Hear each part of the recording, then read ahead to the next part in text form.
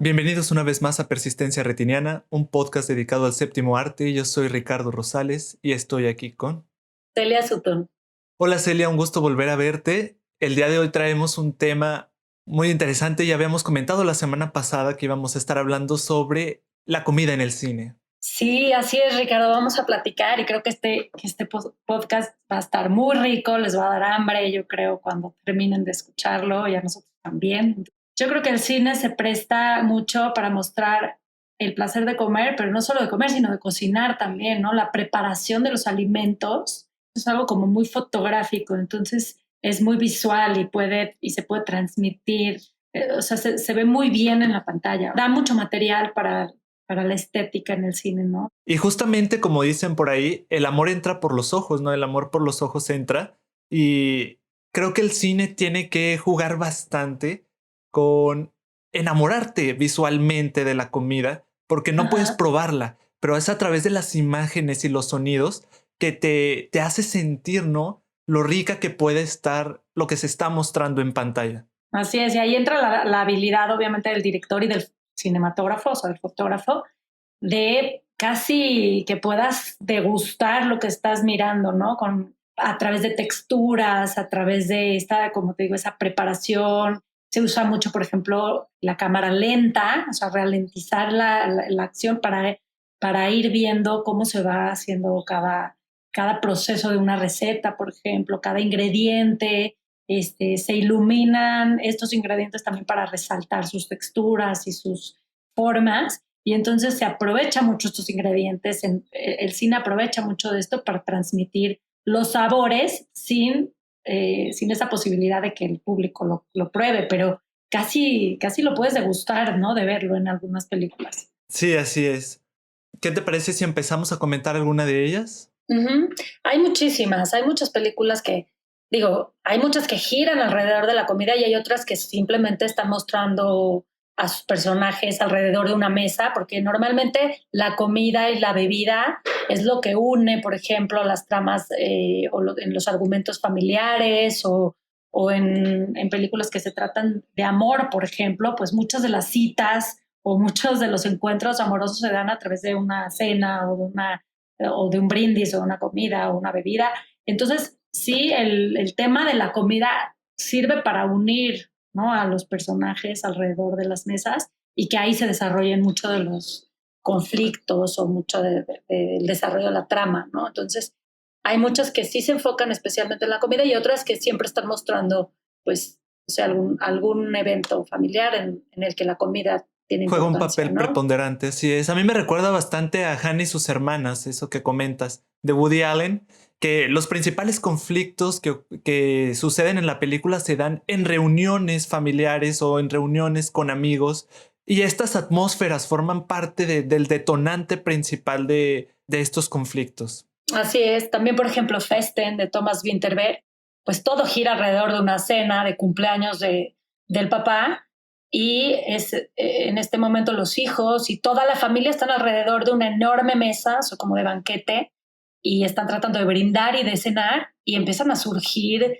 pues muchos secretos familiares que van detonando la trama y se vuelve casi imposible que se pueda continuar con la cena familiar por tanto que empieza a surgir, pero toda la película se hace eterna esta escena porque van saliendo y saliendo cosas y no y estamos alrededor, estamos viéndolos comer, beber, y además contar estas historias que son parte del pasado familiar. Es una película súper interesante.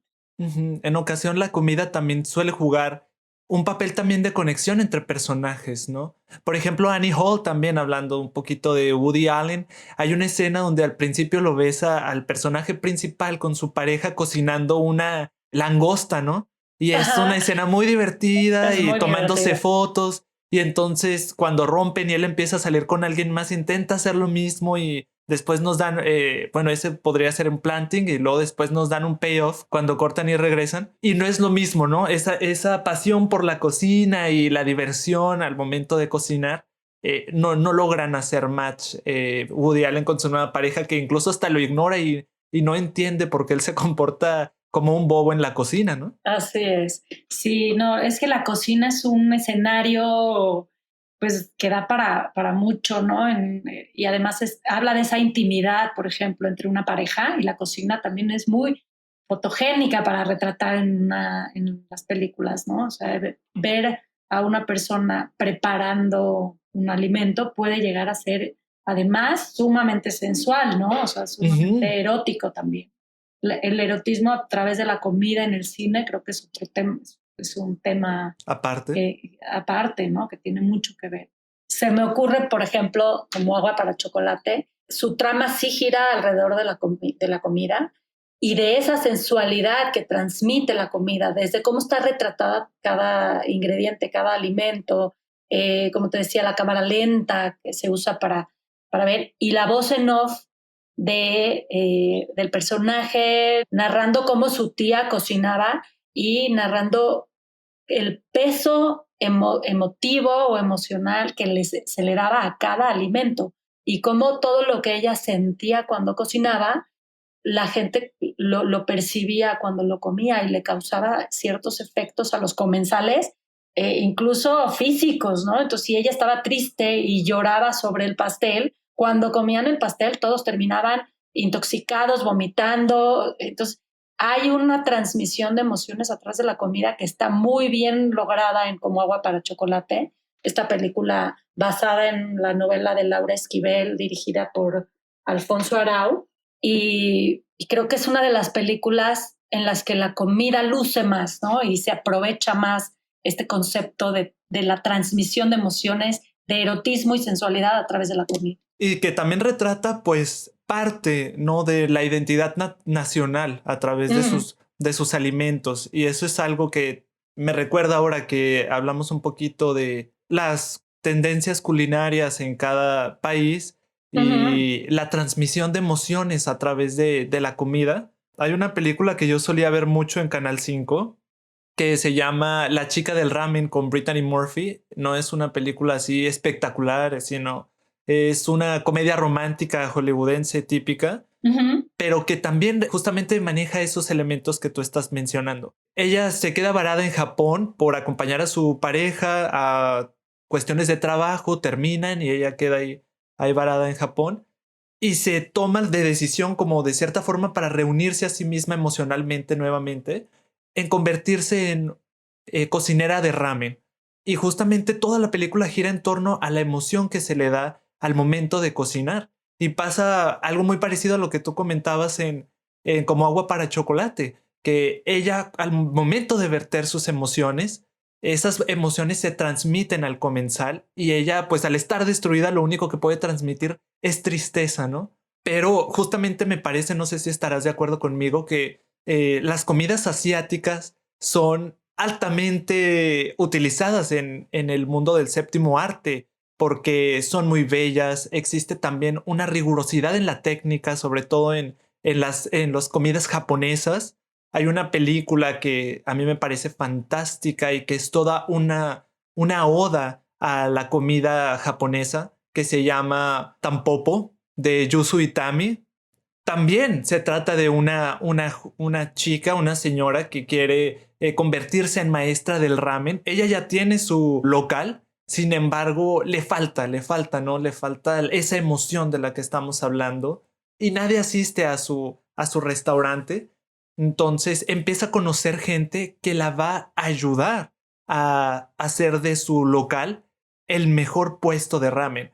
Y me encanta esa película porque tiene una estructura narrativa muy singular, que te digo, si bien la línea de argumento principal es esta mujer tratando de levantar su negocio de ramen y también de desarrollar su maestría al momento de hacer los fideos, el director rompe constantemente la narrativa con escenas que no están relacionadas con el hilo argumental, pero que nos introducen ya sea cuestiones culturales del mismo Japón, y también otras comidas más allá, fuera del ramen, ¿no? Se toma mucho tiempo en la preparación, cómo se preparan, cómo, incluso cómo se tienen que matar a los animales para mantener su comida fresca, ¿no? Hay una escena donde nos muestra a detalle cómo es que se trata a la tortuga de caparazón blando para poder tener una carne fresca. Puede ser un poco grotesca, pero creo que lo hace bastante bien al momento de mostrarlo. También nos muestra, como te digo, datos culturales, el hecho de que casi todos los personajes creen que ella no puede ser una real maestra del ramen por el hecho de ser mujer. Hay otra escena que nos muestra, inconexa a la historia, que nos muestra a una mujer que está a punto de morir, pero usa su último aliento para cocinarle una última cena a su familia. Entonces, apenas la familia la prueba y le dicen que está riquísimo, ella fallece, ¿no? Fallece con el corazón contento de que a la familia le encantó su comida y nos muestra este guiño, ¿no? A la madre abnegada japonesa y también se nos muestran los guiños al estudiante que admira a su maestro y el respeto que se le tiene a las personas que hacen o que se han dedicado por muchos años, 40, 50 años, al mismo oficio, que lo han llegado casi a un punto, o si no es que como tal, a un punto de excelencia. Y pues bueno, te digo, la comida japonesa es tan fotografiable por esta exigencia que lo hemos visto en repetidas ocasiones en diversas películas. Yo recuerdo, por ejemplo, esta escena de Isla de Perros de Wes Anderson, donde se toma Wes Anderson toda una secuencia de preparación del sushi. No sé si la recuerdas. Sí, sí, claro, es buenísima, es súper divertida esa parte. Sí, y me parece justamente por lo que tú comentas, es altamente fotogénica y la técnica es maestra, ¿no?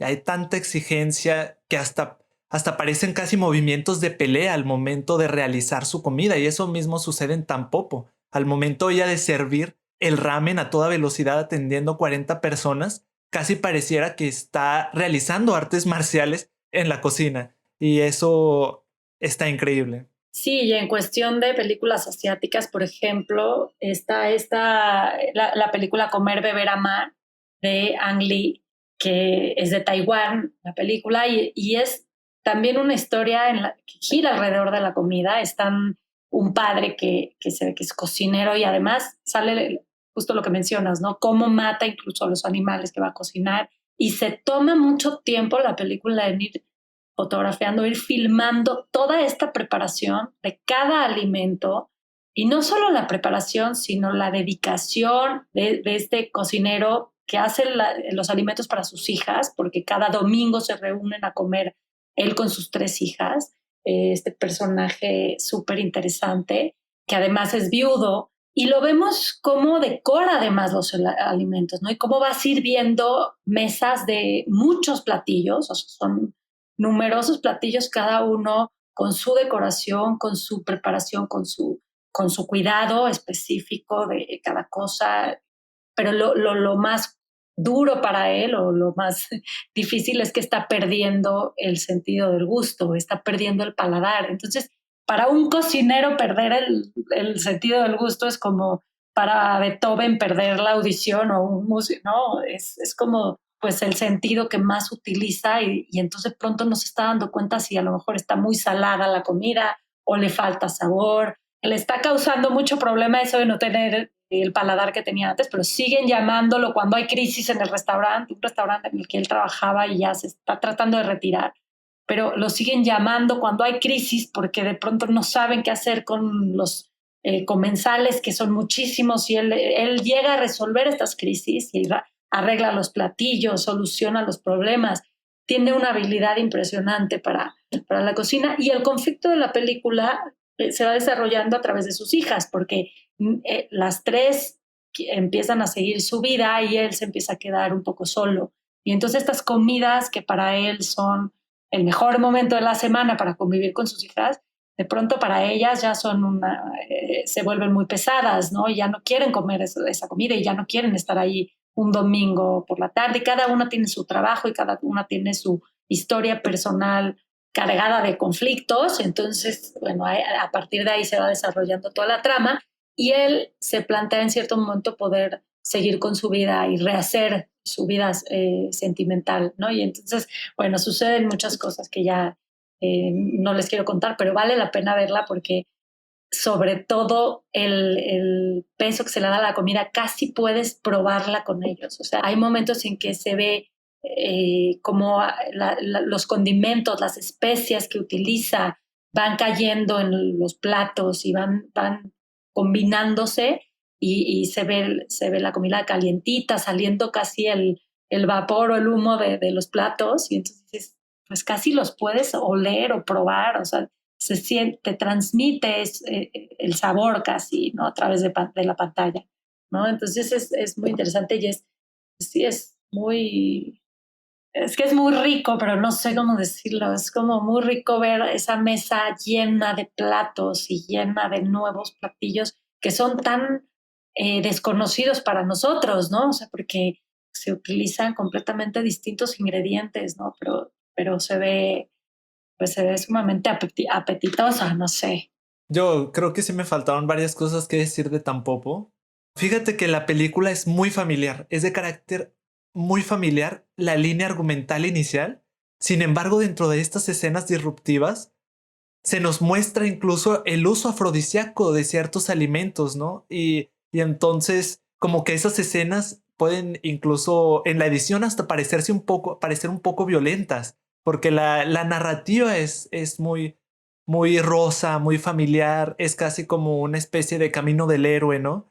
Y luego de pronto tenemos estos cortes del uso de las ostras, del uso del chocolate, del uso de la crema batida, ¿no? Entre las parejas. Y eso es muy especial de esta película, en la forma en que hace rupturas en el argumento y cambia el ritmo totalmente Y ahora que de estás ella. justo diciendo de lo afrodisíaco, me recuerda la escena de como agua para chocolate en la que hay una historia de desamor ahí, ¿no? La Tita, que es la protagonista, está enamorada de Pedro, pero la mamá no permite que ella se case porque al ser la hija más pequeña tiene que cuidarla hasta que la madre muera y no se puede casar, o sea, está en su familia las hijas pequeñas cuidan a las mamás y no tienen permiso de casarse. Entonces lo que hace Pedro es casarse con su hermana para poder estar cerca de ella a pesar de que no lo, digo, no ama a la hermana, pero se casa con la hermana para poder estar con Tita. Como una especie de Lolita, del protagonista de Lolita, que se casa con la madre de Lolita. Así es. Y entonces él está con la hermana, aunque ama a Tita, y entonces entre ellos hay una tensión sexual que se siente, y como Tita es la cocinera, es la que hace toda la comida, pues se empiezan a entender o a relacionarse a través de la comida. Es una relación que no puede ser física o que no puede ser llevada a la realidad, pero a través de la comida empiezan a transmitirse esas emociones o esa sensualidad. Y por ejemplo, él en algún momento le regala unas rosas que ella utiliza para cocinar y se vuelve un afrodisíaco súper Potente. potente y de pronto, o sea, todos están súper erotizados, o sea, la otra hermana y todos empiezan casi a sudar, a hiperventilar, o sea, y cuando se están comiendo este platillo, entonces te deja entender la fuerza de la comida, la energía que trae la comida, la energía de quien la cocina. Y entonces creo que como agua para chocolate en eso es muy hábil, se transmite, se percibe. Incluso, digo, la película tiene ya muchos años y no sé qué tan bien haya envejecido en ciertas cosas, o sea, por En el ejemplo, aspecto técnico, en el aspecto técnico, en las actuaciones, pero creo que esa fuerza o energía de los alimentos y de cómo están retratados y de cómo están visualizados o cómo se empieza a cocinar cada cosa, cómo se prepara cada cosa, cómo se pican la cebolla y hace llorar a quien la está picando y cómo se empieza a narrar con esa voz en off lo que se está haciendo, creo que es muy potente. O sea, es una película que te transmite esa energía de la comida como pocas que yo haya visto. O sea, creo que muy hábil, o sea, lo logra bastante bien. Entonces, pero esa escena de las flores me recordó por lo que decías, ¿no? De las rosas rojas, me recordó por lo que decías de lo erótico que puede ser esa preparación del alimento y para quien lo come, cómo recibe esa energía de quien lo preparó, ¿no? Y como público espectador, ¿cómo podemos recibir esa emoción que están transmitiendo los personajes, ¿no? Ese sentimiento. Bueno, el arte culinario francés no se queda atrás, ¿no? En el caso de Ratatouille, yo creo es su película más, no, bueno, no sé si decirlo así, pero tal vez la película más representativa de, no solamente de la comida francesa, sino de la comida en el cine en general, ¿no? Ujú. Es una película divertidísima. Y sí, o sea, ese amor por la preparación de la comida se nota perfectamente y lo más chistoso es que es a través de una rata, ¿no? O sea, que es la que tiene este don, el don de los olores, de los sabores, de saber qué queda bien con qué, de poner la justa medida de lo que se necesita, de la especie necesaria, de la sal y de la creación culinaria, como dices, que se vuelve para esta rata el deseo de su vida, ¿no? O sea, es como su deseo mayor es ser cocinero, chef en el restaurante más famoso de Francia o del cocinero al que él admira porque lo veía en la televisión, una casa en donde se metía a escondidas a ver la tele, ¿no? Y que él lo levanta, ¿no? Porque tras la muerte de este cocinero, el restaurante se va en picada y él nuevamente ayuda a todos y a su heredero a levantarlo desde abajo. Y también tiene unas representaciones de la comida increíble. Yo recuerdo bastante, sobre todo hablando de las limitaciones que pudiera tener el cine en cuestión de que no puedes probar la comida, pero ellos tienen que transmitirte lo deliciosa que está. Esta escena es una escena muy simple, pero el pan, cuando el Linguini está aprendiendo a trabajar como cocinero, teniendo a la ratita en su cabeza, y lo ponen bajo la supervisión de otra cocinera que se llama Colette, y ella le enseña, es esta escena donde le dice, ¿sabes cómo un pan de baguette está realmente bueno? Y él le dice, no, pues no sé, y él le dice, por la forma en que suena su corteza, ¿no? En la forma crujiente de su corteza y entonces ella lo aplasta con sus manos y hace un crujido delicioso, así. Ajá. Y la película juega mucho con eso, ¿no? Con lo visual, con lo auditivo, para transmitirte el sabor tan intenso de estos alimentos y tan rico, la escena típica de Antonego probando el ratatouille que le Sí, sirvieron y claro. entonces tiene una regresión hasta su infancia y lo hace revivir emociones perdidas porque este personaje tan oscuro, ¿no? Que no estaba ya muy separado de su pasado y Remy a través de su comida lo vuelve a reconectar con esa parte de su vida Con emociones, con sus emociones de niño, ¿no? Con el recuerdo de su madre incluso, ¿no? y lo hace incluso hasta darle un giro de 180 grados a la vida de Antonego, ¿no? Sí, y es que sabes que la comida tiene esa cualidad de evocar memorias, ¿no? Y de evocar recuerdos. Entonces, si uno prueba la sopa o prueba algo que te remite a tu infancia, pues te regresas. Es como los olores. Sí, y el cine justamente tiene que trabajar con esas limitaciones. Eso es lo que a mí más me gusta en la cuestión de los alimentos. Que los alimentos es, como tú lo comentas, es textura, es lo visual, es el olor, es el sabor. Entonces, el cine tiene que trabajar con la mitad de esos componentes para hacernos vibrar a través de sus imágenes y de su sonido. Sí, por ejemplo, cuando está haciendo la sopa, casi se ve como el vaporcito saliendo, que casi lo puedes tú oler, o sea, se te antoja probar esa sopa que hace Remy, ¿no? Sí, sí, Entonces sin duda. sí, creo que es muy bien lograda toda la estética de Ratatouille, o sea, como esa cámara lenta que se usa cuando están probando, por ejemplo, el Ratatouille, cuando están probando cada alimento, cómo empiezan a saborearla y les cambia el rostro a los comensales, ¿no? Están en el restaurante, se empiezan a transformar de cuando prueban cada alimento porque sí, les genera no solamente un placer por el sabor, sino toda una emoción y una satisfacción que se nota en ese cambio en ellos, ¿no? Como dice. Sí, sobre eso, por ejemplo, me acabo de acordar de una película que se llama Chocolate, dirigida por Lars Hallström, en la que sale Juliette Binoche y Johnny Depp. Entonces, Es una película en la que el chocolate viene cargado de toda una sensualidad y se ve cómo se prepara el chocolate. Es una tienda de chocolates y se aprovecha muy bien lo fotogénico que es el chocolate, ¿no?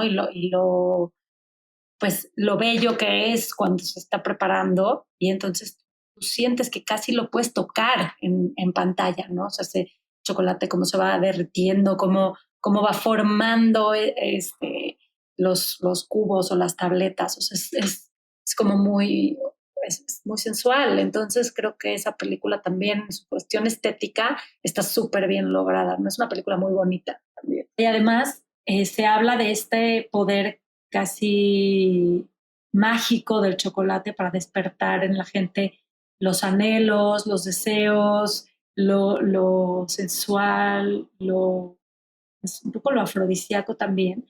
Ella viene de fuera, se instala en un pueblo francés en 1959 y la gente de este pueblo que es tan conservador desconfía un poco pues de este poder del chocolate, o sea, como que lo ven como muy atrevido, ¿no? El comerse los chocolates y lo que les genera, ¿no? Ese placer que les genera comerse los chocolates.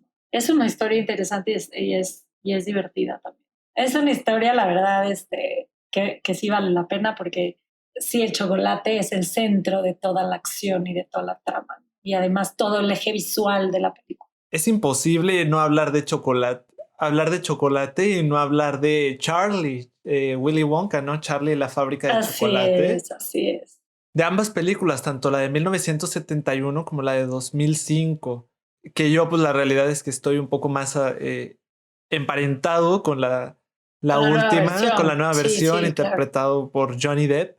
También Y Johnny es Depp. que el chocolate pues es casi como un alimento un poco más asociado con la infancia, Ajá. con el Ujú. apapacho de los abuelitos, de los padres, y justamente en Willy Wonka un poco se explora eso, ¿no? A través de niños muy diversos en sus temperamentos, ¿no? Está la niña mimada, la niña ruda, el niño que mimado que también es muy dragoncillo, el otro niño que es todo un pingo, y está este Ajá. otro niño dulce, ¿no? Dulce justamente como los alimentos que fabrica Charlie, ¿no?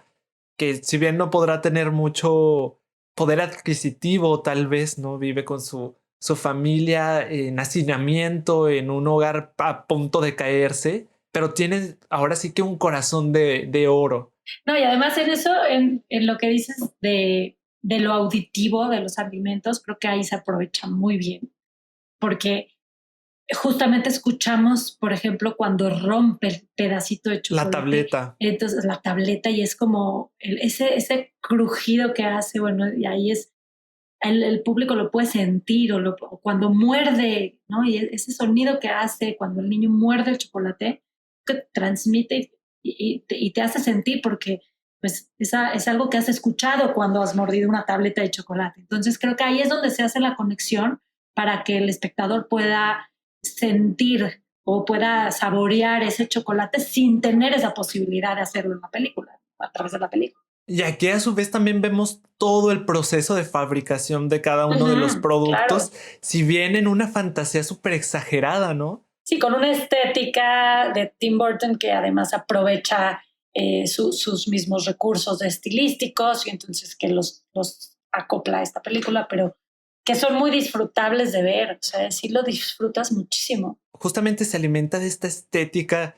tétrica de Tim Burton y la explota al 100, ¿no? Justamente para que los niños se diviertan al momento de verla, porque casi todas las preparaciones de las comidas que hemos hablado aquí, pues son preparaciones más aterrizadas, ¿no? Si bien se Más usan, reales, no más realistas. sí, más realistas, y si bien se usan muchos de los elementos cinematográficos para potenciar un poco esas. No, y además son preparaciones personales. Entonces vemos al chef así picando en cámara lenta, a lo mejor cada alimento o oliendo los vapores, los aromas. Pero aquí es una fábrica, entonces vemos las cosas en masa, vemos las cosas en sus máquinas y cómo va a escurrir, o sea, se vierte todo una cascada de chocolate y entonces bebemos, pues sí, se presta mucho para que los niños se diviertan con las imágenes, claro que sí. O sea, no ves a una sola persona cocinando, sino ves toda la maquinaria que se necesita para una fábrica de chocolate. Justamente las otras películas trabajan con la magia del cine para potenciar lo real, ¿no? Para potenciar lo real. Pero esta película es un disparate total, justamente como tú mencionas, o sea, vemos lagos enormes de chocolate, vacas que son ordeñadas y que dan leche de chocolate, ¿no? Ajá. No, y caramelos de colores, o sea, sí, lluvias de caramelos, o sea, Y que todo el mundo se queda asombrado, ¿no? Asombrado con el disparate que encierra esa fábrica, que nada tiene ajá. sentido, que todo está vuelto de cabeza y es justamente el atractivo de la película, que juega mucho con lo mágico y eso la vuelve no solamente visualmente increíble, sino ampliamente disfrutable también. Sí, sí, porque en cuanto a, por ejemplo, a postres o a cosas dulces, por ejemplo, se me viene a la mente y es algo mucho más realista, es una historia súper intimista que les recomiendo mucho, la verdad. Se llama El repostero de Berlín, es una película israelí dirigida por Ofir Raúl Greiser y sí, aquí sí se va al naturalismo total. La historia inicia en Berlín, en donde Thomas y Oren, un alemán y un israelí, se conocen y tienen una aventura, ¿no? Y quedan muy enganchados.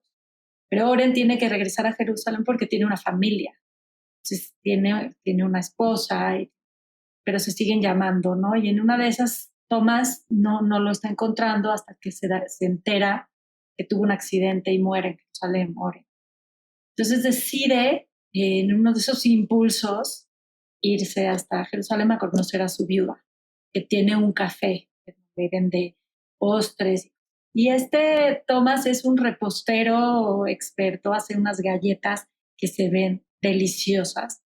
Y le pide trabajo y empieza a trabajar con ella. Y entonces empieza a cocinar galletas y empiezan a compartir un duelo sin decirle jamás, digo, en principio que conoció a su marido y que de hecho tuvo una aventura con él, pero nunca, sin necesidad de decirle eso, pues empiezan ellos a elaborar ese duelo a través de la comida, o sea, de hacer estos postres juntos, estas galletas que empieza a ayudarla a ella a venderlas, ¿no? Y entonces los ves juntos en la cocina y los ves juntos haciendo estas masas de galleta, como ella las empieza a probar y se da cuenta de la habilidad de Thomas para crear estos deliciosos postres. Entonces es una película muy intimista que toca temas duros como es el duelo y reponerse a esa pérdida. Y los dos están sufriendo por la muerte de Oren y que eso pasa muy al principio, o sea, no es un spoiler, o sea, casi es luego, luego, pero es cómo reponerse al duelo y cómo además hay muchos otros factores que influyen en la relación de ellos dos como amigos que están compartiendo esto. Ya no les cuento más, pero sí la pueden ver. Hace unos años estuvo en la Cineteca Nacional y no sé si estará en Movie, pero es una película, pues sí, muy emotiva, muy conmovedora y creo que es una propuesta de los últimos años del cine israelí que vale la pena revisar, porque sí toca temas como la homosexualidad o la bisexualidad, y toca temas, por ejemplo, de la ortodoxia también judía, que también hay cuestiones con la comida. Y es que sabes que la comida es algo también cultural, o sea, es sobre todo algo cultural, ¿no? Entonces te habla mucho, te da mucha información y te deja ver mucho de la cultura a la que pertenece, ¿no? Por ejemplo, me recuerda ahora también El Festín de Babette, no sé si la viste, pero es una película danesa de 1987, dirigida por Gabriel Axel, y nos traslada a Dinamarca en el siglo XIX, en donde todo, en un pueblito muy pequeño, en donde todo es sumamente conservador, o sea, todo es muy rígido, la educación es súper, súper estricta y donde las mujeres tienen que mantener cierto cuidado en su apariencia, en su vestimenta, en su comportamiento. Entonces, de pronto viene Babette de Francia, una mujer muy distinta, con otra cultura, con otra educación, con otra percepción de lo que tiene que ser una mujer. Y viene a transformar al mismo pueblo, ¿no? A los hombres, a cómo la ven. Y entonces Babette, que ha sido muy bien recibida en este pueblo, en compensación decide hacer un banquete de agradecimiento para todos y ella cocina este banquete. Y entonces, a través de esta sensualidad nuevamente, que de sus alimentos que son preparados con esta energía de esta mujer tan distinta a las otras y con una libertad y una apertura que las demás no tienen, a través de su comida empieza a transmitir ciertas emociones a toda la gente del pueblo, ¿no? Entonces, mostrar que están disfrutando la comida y que es un placer para todos comer, incluso llega a verse como pecado, ¿no? O sea, porque es el pecado de la gula y es lo que tú, y demostrar que están sintiendo placer y satisfacción con los alimentos, pues es muy mal visto para las mujeres, para esta sociedad tan rígida y conservadora. Entonces, bueno, de ahí se desatan mucho más cosas, pero creo que esa película, sí, la comida es un factor fundamental para el desarrollo del argumento, ¿no? Y hay otras películas donde tal vez la comida no sea el factor más preponderante, pero sí juega un papel hasta cierto punto importante. Creo que no hay película en la que no salga alguna escena de comida, ¿no? O de bebida. O sea, creo que es algo. Sí, definitivamente, pero hay otras en las que, si bien la comida no es el componente principal, no gira el argumento a su alrededor, sí tienen una participación bastante fundamental. Por ejemplo, Call Me By Your Name, o sea, todo el marketing de la película casi fue, bueno, gran parte del marketing fue hecho alrededor del durazno, ¿no? Que juega ahí una escena Ajá. importante. Sí, por ejemplo, de animación de Disney hay otra que es La Dama y el Vagabundo, que por ejemplo, no toda la película gira alrededor de la comida, pero hay la escena que es icónica de la película es cuando el espagueti hace que los dos protagonistas, estos dos perritos, se puedan dar un beso gracias al espagueti, ¿no? Empiezan cada uno a jalar, jalar, jalar hasta que terminan pues dándose un beso, ¿no? Dándose Entonces un es una beso. escena que ha quedado en el imaginario colectivo de todos los que la han visto y es a partir de un plato de espagueti, ¿no? Entonces tiene todo ese peso en la película. Así es. Y este comentario ya va a sonar así al otro extremo totalmente. Pero no sé si Sí. recuerdas la película Dragón Rojo con este personaje súper icónico también del cine, Hannibal Lecter, interpretado por Ajá. Anthony Hopkins. En esta película también justamente tocando un poco, ruñendo un poco lo que estábamos hablando al inicio sobre las reuniones en la mesa, ¿no? Alrededor de una Ajá. mesa. Y justamente en esa película, el profesor Hannibal Lecter, les cocina a varios colegas una cena espectacular y que a todo el mundo les termina encantando. Y resulta que todo el mundo le pide la receta, les dice, dinos cómo, Sí. qué le pusiste, cómo está hecha, cuéntanos, ¿no? Y él les dice, no, tal vez si les cuento qué es, no se atrevería ni siquiera a probarlo nuevamente. Y realmente, pues él les está sirviendo un humano, ¿no? Porque este hombre es un caníbal, ¿no? Probablemente el caníbal más memorable en la historia del cine. Sí, no, y ahorita que estás hablando de eso, creo que no podemos dejar de mencionar Delicatessen. Esta película de 1991, dirigida por Jean-Pierre Jeunet y Marc Caro, esta película francesa en la que tiene mucho que ver con lo que estás hablando de este canibalismo, pero aquí es por una situación de desolación, de desesperanza, de falta de comida, de una crisis social económica en una Francia color sepia. Creo que toda la estética de la película es en este color así sepia, donde se destacan, por ejemplo, los colores metálicos, cobrizos. Tiene una estética increíble y una forma de filmar, unos puntos de vista de la cámara muy, muy atractivos. Es una película muy disfrutable.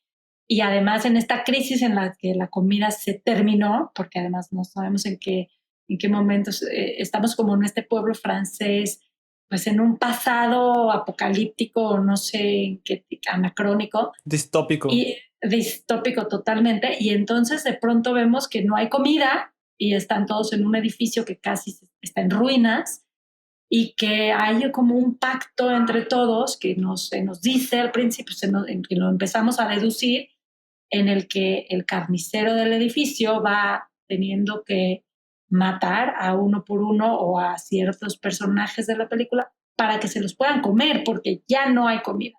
Y entonces vemos al carnicero empaquetando cada pedazo, ¿no? O sea, les va dando a los clientes estos paquetes de carne que vamos comprendiendo muy pronto que son pues seres humanos los que se están comiendo a los seres humanos, ¿no? Entonces, y pues la estrategia es poner en el edificio un anuncio que solicitan empleo, y ante la crisis pues les cae mucha gente pidiendo ese empleo, y entonces son a los que se comen, ¿no? Porque pues viene, y entonces se presta para este humor muy, muy negro en el que llega el nuevo empleado, y entonces, y están hablando, y pues, ¿qué te parece?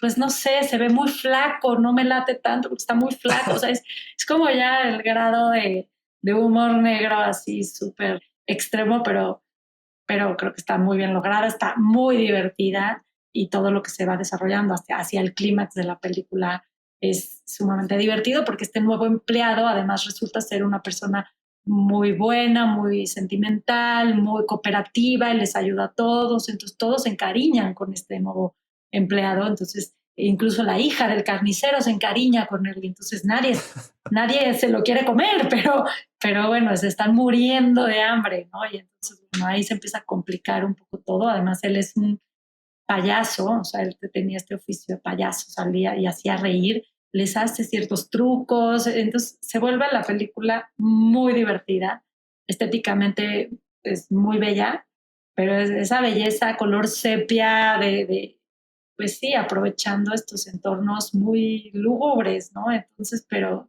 está muy bien lograda. Te maneja el suspenso, te maneja el misterio, te maneja además el humor negro, como la falta de comida y el hambre saca lo peor de los seres humanos, ¿no? O sea, se vuelven caníbales y se vuelven desalmados, ¿no? Por un pedazo de carne, aunque sea humana. Entonces sí, creo que hablando de comida no podía faltar delicatessen en esta lista. Sí, no sé si quieres que nos despidamos con esta nota oscura. Así es, Muy bien. con esta nota turbia. Sí, porque inició como que muy, muy alegre el programa, ¿no? Como que la comida es lo Sí. y al final Y al dio un final es giro. la falta, sí, no, esa falta de comida, ¿cómo puede sacar lo peor de uno? ¿No? O sea, el hambre. Así es. Bueno, entonces, la próxima semana, ¿qué tema vamos a ver, Celia? Vamos a hacer ahora un acercamiento a la filmografía y al estilo y a la temática de un director español que está precisamente ahora en Movie como una retrospectiva que está retomando, que es Pedro Almodóvar. Entonces, pues queremos platicar sobre él y hablar sobre sus películas. Así es, aprovechando la retrospectiva, Obsesiones Magníficas, que parece ya terminado en Movie. Aquí estaremos la próxima semana hablando de este director que es, bueno, a mí me parece muy interesante, que es Pedro Almodóvar. Sí, muy, muy excéntrico Muy y excéntrico. muy peculiar, ¿no? Así es. Entonces, nos vemos la próxima semana, pero antes, ¿por qué no nos dices tus redes sociales, Celia? Sí, en Twitter estoy como @Celsut, en Instagram @Celisuton. Me pueden leer en elespectadorimaginario.com o en Revista Purgante. Recientemente escribiste un artículo en Girls at Films. También lo vamos a estar dejando ahí en la descripción. Sí, también de pronto cuando me da tiempo, cuando tengo espacio, escribo también en Girls at Films. También me pueden leer ahí. ¿Y a ti, Ricardo? A mí me pueden encontrar en Instagram como @thericky.com y en YouTube y Letterboxd como To Catch a Film. Entonces, nos vemos la próxima semana, pues. Bueno, hasta pronto. Nos vemos. Hasta pronto.